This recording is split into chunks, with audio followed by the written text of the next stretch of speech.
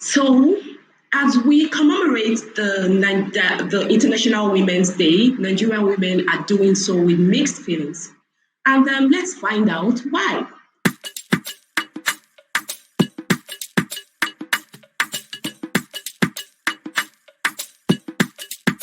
Hi, everyone, and you're welcome to another episode of You Are Not Alone. And here we're just discussing issues that affect women and children. Basically, we're just trying to lend voices to issues around gender-based violence or violence against women and children or violence against women and girls. And on today's episode, it's actually a Women's Day special, and we're going to be talking about something that is happening to myself, happening to every woman that call themselves a Nigerian woman, and then we're talking about the demands the Nigerian women are making from their lawmakers. And to go on this topic with me, I have this very interesting guest, and she's simply, in one word, a women's rights advocate. And I would like you to welcome Ms. Mojirayo Nkanga, please, Mrs. Mojirayo Nkanga. So please let's say hello to Mojirayo Nkanga as she joins us. Hello, Mojirayo. Hello. Hi. Good morning. Yeah, Mojirayo, I was just introducing you, and I said in one word, you are a human rights or women's rights advocate, right? So yes, you want to throw more light on what you do? Okay, so I'm a lawyer. I've been a lawyer for over 10 years, and while practicing, I noticed that there have always been a lot of discrimination against women. And since I am so passionate about human rights, I decided to focus on two aspects of human rights. And that's particularly media rights, that's the rights of the press, and the rights of women. And so you could call it gender rights. And I've been doing that. I've even been a member of an organization called the International Federation of Women Lawyers since 2014. And I've even served at that office as the public relations officer and the general secretary presently. So I am very invested in the rights of women, to the extent that at the time the Nigerian legislators had called for a memoranda concerning the amendments of the Constitution, I had specifically drafted some parts of the Constitution which I believe that the National Assembly should amend. So that is how much I am so passionate about women's rights in Nigeria. Thank you.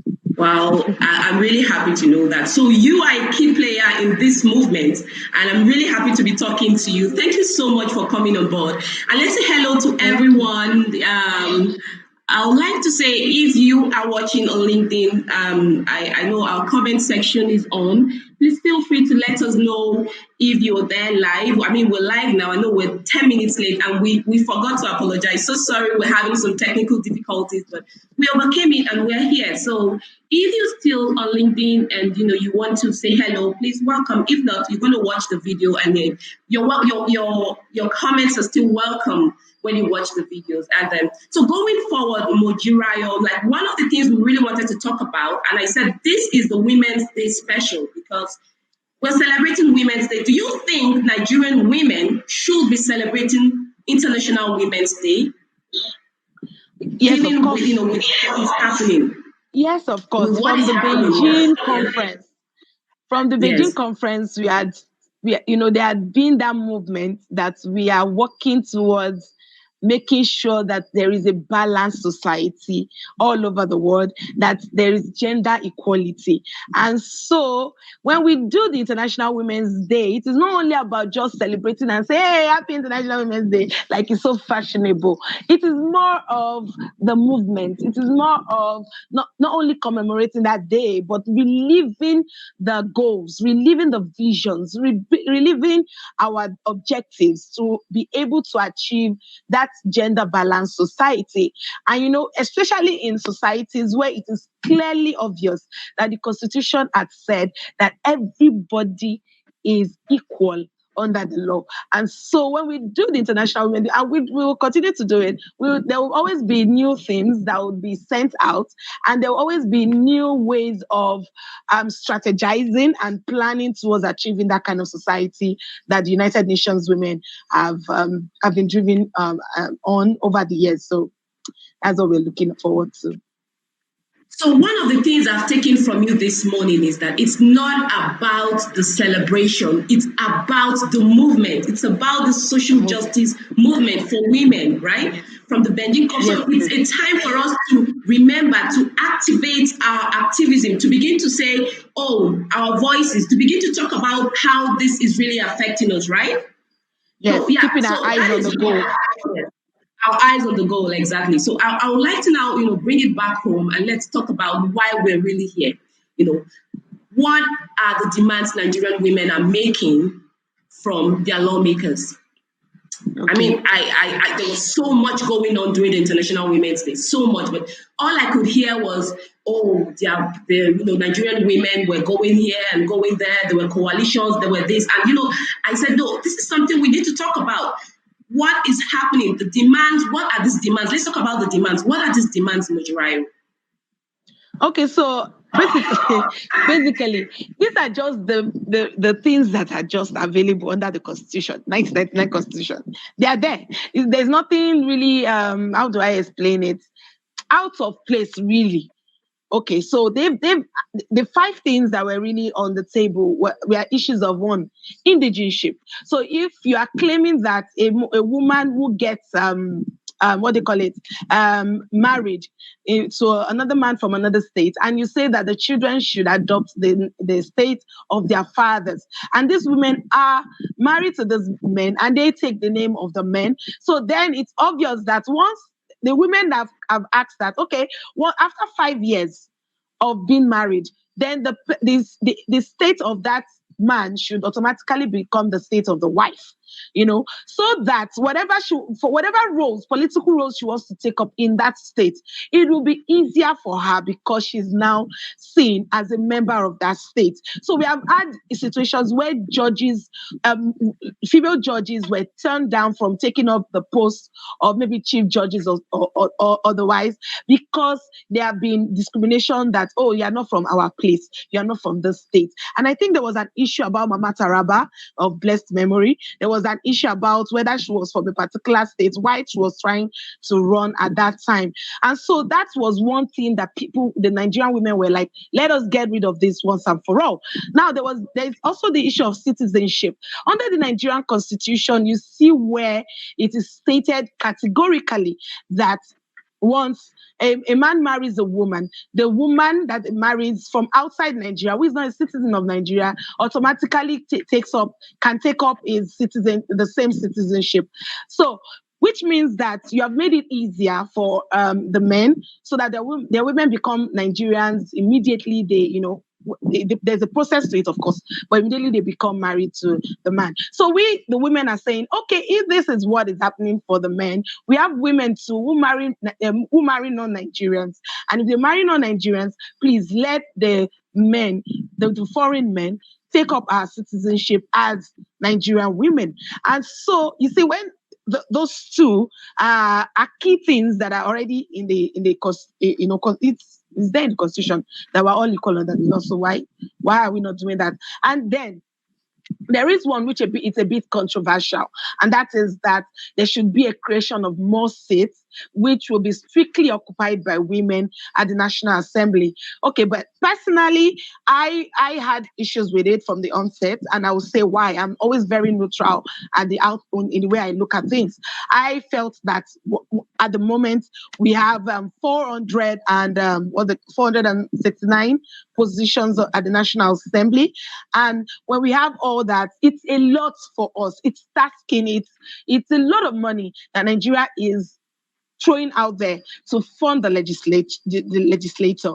And I believe that that's a lot. And so when we now ask for additional 101 seats, it becomes a little bit tricky for these men to actually be able to grant that.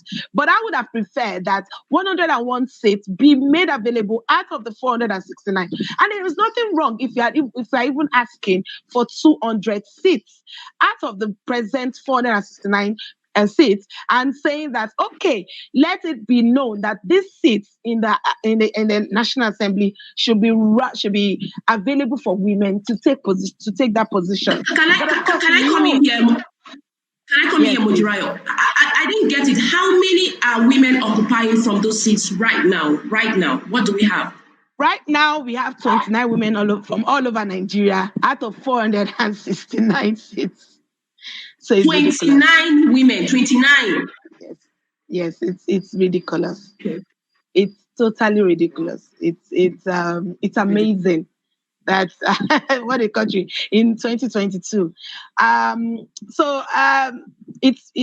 It doesn't say that we are a balanced society, and this is one of the things that they were saying, and the women were asking for. Now they also mentioned there at least 35% party administration and appointed positions. So it's also linking to that particular request for 101 seats, that when we do that, what do you call it? When we allow this, even in the federal and the state level, you keep 35% positions in all positions for women, then it will be that we are moving towards achieving a gender balanced society. Yes. And then, of course, there's also the part whereby, they also ask that the sections 149, 147, and 190 of the Constitution be amended so that 20% of House of Representatives or 10% Senate ministerial commissioner nominees are women. So you see, when at this point, I'm not too sure how many women we have as ministers presently in Nigeria, but it would be good if we have equal representation, equal balance for commissioners and ministers all over Nigeria. So that would also help in how do I explain it?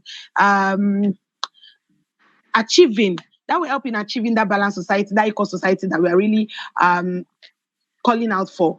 And so those are just basically the 5 demands that women made. And then interestingly, the National Assembly, both at the of both houses, they turned down this, they voted against these 5 amendments. And then, I mentioned earlier that I had also sent in a memorandum. Maybe it's not being considered. Of course, you need to really, really be, should I say, you must really be good at lobbying to get that, that recognition. That's just the reality of the country. I don't know if it happens in other countries. So I had also stated that the section 29(4)(b) of the Nigerian Constitution be totally removed, because it is actually against the nature, the substance of the Constitution itself. When because that provision actually states that a girl or anybody is a woman once the person is married. So when you say that, it goes against the Child Rights Act of 2003, which had clearly stated that you are not a woman until you are 18 years old. You are not an adult. You cannot make consent. So when you have situations where there are customs and traditions and religions that allow men to marry women who are not yet 18 years, then you are still we call it child marriage. It's still a child marriage. And child marriage should not be encouraged under the constitution of a country that is secular in nature, So, these are all issues that are gender related at the moment. And we were hoping that the men in the National Assembly would see that and be fair in their voting. Why are we talking about the men? What about the women? Are they not using their voices? Of course, we understand why we're talking about 29 women. We are talking about 29 women. Out of the 469. You see how important it is. You see how important it is for you to have representation. You see, there's no way, it's impossible for you to be heard if you don't have a seat at the table. it's totally impossible. So I'm totally really agree calling with out you. on women. These are really very important things. These are basic things that are already in the Constitution that we deserve. I mean, it's deserving. We are all humans, and the Constitution tells us that we're humans and we're equal. So what is keeping us from having these opportunities? Why are they keeping this from us? And to hear that this was denied, I mean, it's alarming. And on the denial, what is happening? What are women saying? What are we doing? What are the movements doing Okay. about it? So the good thing about it is that immediately they were against it. Women groups came out all over Nigeria, and that is the beauty of it all. Everyone rallying, and then became a pressure group on the National Assembly. We had even the International Federation of Women had representatives, even the country vice president of FIDA was at the front gate of the National Assembly itself, and they were demanding for a reconsideration of the 5 bills that were before the National Assembly, and saying no, it is wrong. We want gender balance and we want it now. And then they went out, they signed some statements, everything went wrong. And oh my goodness, this is when I felt so proud to be a woman, because it showed that, yes, we had situations like this in the past, the About Women's Riot of 1929, though they were Yes. naked when they were doing the protest. But it shows that there is power in unity. And I always believe in that right, the right to assembly. We must have that right at every point in time, because that is the way we participate in governance. And when governments try to, restrict assembly, which of course is what they call protest, it's an infringement, it's a violation, even internationally. So when we came together, we assembled, we associated, we all came together and said, this is what we want. And I was so happy when on the 8th of March, which is the International Women's Day, and I saw that the National Assembly had rescinded their decision on 3 of the demands that women had made. And so, and presently, they are open to reconsidering the issue of citizenship, the citizen of indigenship, and the issue of 35% affirmative representation. So, and they said that they are going to reconsider it when the second batch of the constitutional review is brought before them. I don't know that date yet, but it's still a long way off. But I believe that women shouldn't use this as a moment to relapse or to just wait quietly. I think it's the right opportunity to keep the momentum, to keep driving in the demands. Because when we do that, in fact, even acceding to 3, I believe is not maybe I think we should have acceded for. Yeah, that means we should keep putting them under pressure even throughout this month, because this is the Women's Month. So we should continue the should I call it agitation? The advocacy and the requests. When we continue that way, they know that we are here to stay and that we're not leaving until our demands are actually met.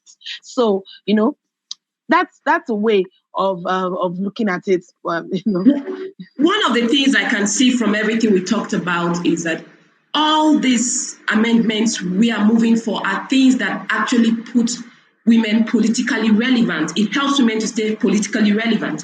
It's going to actually put women at the center of politics. This is what we're all asking for, to participate in making decisions that concern us. So this is simply, I looked at all the, I'm a layman when it comes to law, but I've looked at everything, and listening to you, I've seen that all these things we're talking about are basic things that improve the participation of women in their own governance, to be able to have the voice to speak for themselves. So it's alarming to see that we are asking for this in 2022. We're asking for this in 2022.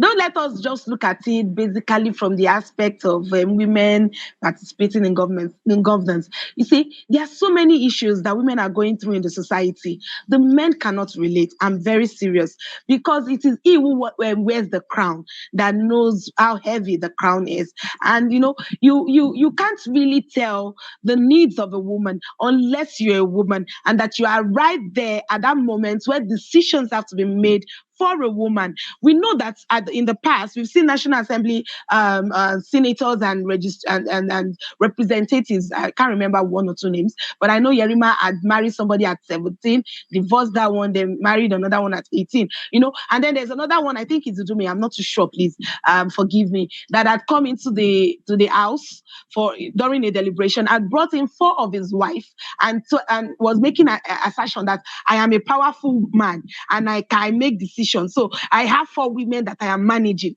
It becomes a chattel, like their properties, their objects. So it's obvious that they're not seeing women as equals. They're not seeing women as human beings like them, who has the strong will of our own, who has the mind of our own, who is intellectual on our own. So they are seeing a woman from a lesser point of view, that you deserve to be in the corner, just like the president had stated in the past, that you belong to the other room. And so it is a manifest discrimination in the society. It is how do I put it? It is ingrained in our system, and so we need to move steadily and move committedly to be able to upset this obnoxious system that has also passed down negative narratives about women over the years. So it's a lot of work, but of course, we believe that when we get there, we'll be able to talk about things that affect women. Why should a woman in the same employment with a man on the same card be paid lesser than the man when they're doing the same job? It is offensive. It is wrong. Why should a woman not have the right to her own body to decide what she wants to do with her own body? And what I'm saying here has been before the National Assembly since 2015. That's the Gender and Equal Opportunities Bill that was presented by, I think, Olujimi. Yes. And that bill till today has always been, never been considered, because they keep removing it. And the thing there was that the Gender and Equal Opportunities Bill did not say that women are overpowering men, just saying that there will be a gender balanced society, and that what is good for the goose is also good for the gander. It's as simple as that. So, but unfortunately. Wow. Mojora, this is like, it's for me, it feels like a wound opening. Do you understand? Because of course I'm Nigerian. I'm a Nigerian woman. I have a daughter. So I'm thinking, what is the future? What is the future for us? Like, this is a fight. Nigerian. I was really happy. I mean, I decided to have this session when I saw videos of women coming out and saying no. We need to be heard. And I said no. I have to talk to someone. And that was why I saw you. That I said, Majoraya, we need to talk about this. And for me, it's more than what we are talking about. This is a call to action. Women, Nigerian women, need to know what is at stake. And if we know what is at stake, then we can rise to the occasion. I remember when I spoke to you, and you said to me, listen, I'm a women's rights advocate. I want to talk about this. And, it blew me, and I said, oh, Mojora, let's talk about this. For you, it was more than whether you're in an organization. It was you as a woman, as a Nigerian woman, and that really moved me. And that is what, I wanted to talk about, because, women need to wake up. It doesn't matter where you work. It doesn't matter what you do. It totally affects us. It affects the children you will have, and it will affect the children. If you don't start fighting, I mean, there's no social justice movement in the world that did not take a fight to end. You understand? Just think about it.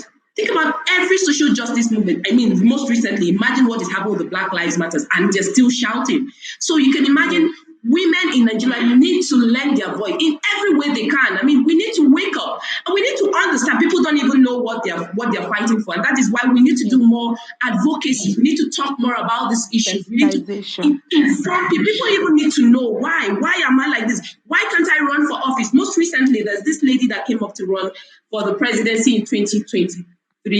I don't know if I can't remember her name. For me, that was Professor Adesoya.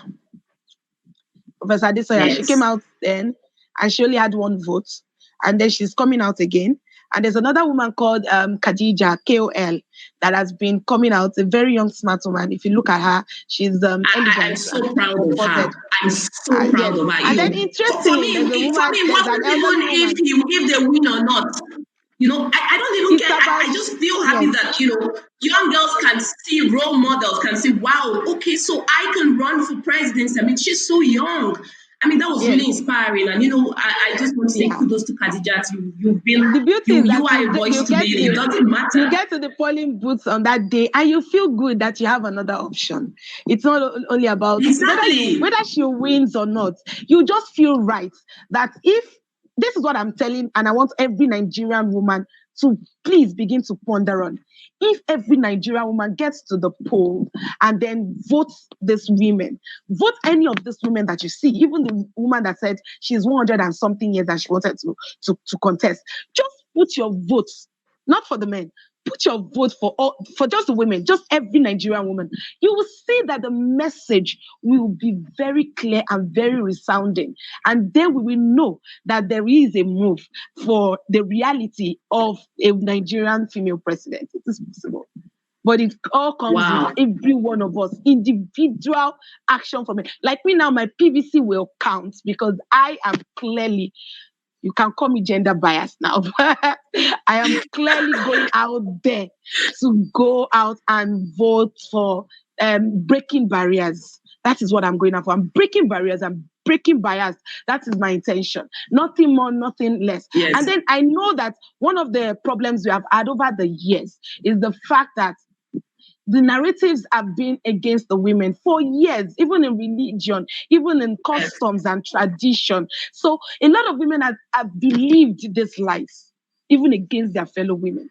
And so you hear situations where a woman has been able to break through, maybe through a lot of fighting and battering and a lot of behind the stage settling and lobbying, and then she's able to break that ceiling and she gets into the position where it's difficult for other women to get to. You see a situation where we need to start speaking to these women, these women that don't wait to say or don't make comments or don't even think it in your head that, oh, I struggle to get to where I am. Let her struggle to get to where I am. Your duty as a Nigerian woman is to mentor and to bring another woman to that position where you are. You have to help other women to break the glass ceiling so that it will be clear that we are all working together.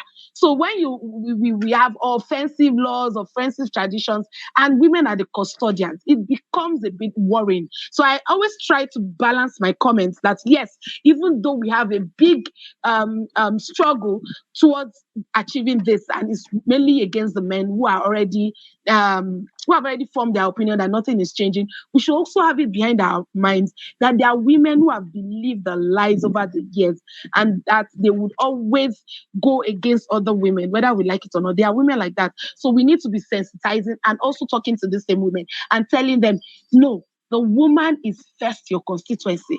The woman, the Nigerian woman, is the first objective that you have. Any position that you have, help other women to grow, help other women to rise, because that is the only way, one of the ways, that we are going to achieve that gender balanced society. Wow, Mujirayo, this was such an amazing session with you. And I feel so activated. In fact, I just feel like going into TikTok and, start lending my voice, because you've said so many things. We need to mentor. The women in position need to mentor. We need to sensitize. We need to be able to awaken the spirit of women to understand what we are in for, to understand the movement. I mean, I don't think men are as much on TikTok, on Instagram as we have women. Women are all participating there. Imagine if every woman there was saying something about this. Imagine if we're all talking about this. It will be wonderful. It's beautiful to lend our voices, and that's what I've been saying during the celebration of women. For me, it's more than like we have to act. There has to be that activism, the unionism you talked about that we saw last week was amazing. This is what we're talking about. We need more of that, because now our voices are together, but we need to bring more voices until we are heard, until we get what we want. Mujirayo, this was such an interesting session with you. And I don't know, is there any takeaway you want to leave with people? We were late, so I don't think we had any guests on board, but is there any takeaway you would like to leave with the audience in general? It's just simply to tell the audience that women are humans too. And women also have they have thoughts, processes, just like the men. And they have their own ambitions, just like the men. They have their own desires, just like the men. And so we shouldn't just box them into a particular, we shouldn't put them in just a particular box that we think that they should fit into. Let every woman, just like every man wakes up in the morning and decide what he wants to do, let every woman also have that right to decide whatever they want to do with their lives, with their career, with their society. And then when we do this, we are also trying to achieve equality under the law and under the Constitution of the Federal Republic of Nigeria. Thank you. Wow. So thank you so much, Mujirayo. I'm activated. Let me use that word. I'm activated. And I hope if you're listening, you are too. I try to share all the points Mujirayo shared, all the amendments she shared, and I tried to share it because I wasn't following it right the first time. So I tried to share it at the end of this video so we can all see. And I really want every Nigerian woman. It's really important to us. It doesn't matter where you go to, you're still a Nigerian woman. You still have that root. Yeah. Let's begin to learn our voices to see how we can change the narrative for our children, for girls in the future. And thank you so much, Mujirayo, for really, really coming on board. I mean, I like I said, I feel activated already. Or maybe there should be a hashtag activated and let women go out there and begin to talk. It's really important. Wow, thank you so much. I really appreciate this. And I look forward to keep talking. And thank you so much. I will keep talking from time to time. And do have a lovely day. And so, audience, please like this video, share it as much as possible. If you're a woman, this video is a Nigerian woman. This video is especially for you. And so, please take the points out of here and be activated. Hashtag be activated. Thank you so much, Mujirayo, and have a lovely day. So that will be all for today, and we look forward to our next episode of You Are Not Alone. Bye for now.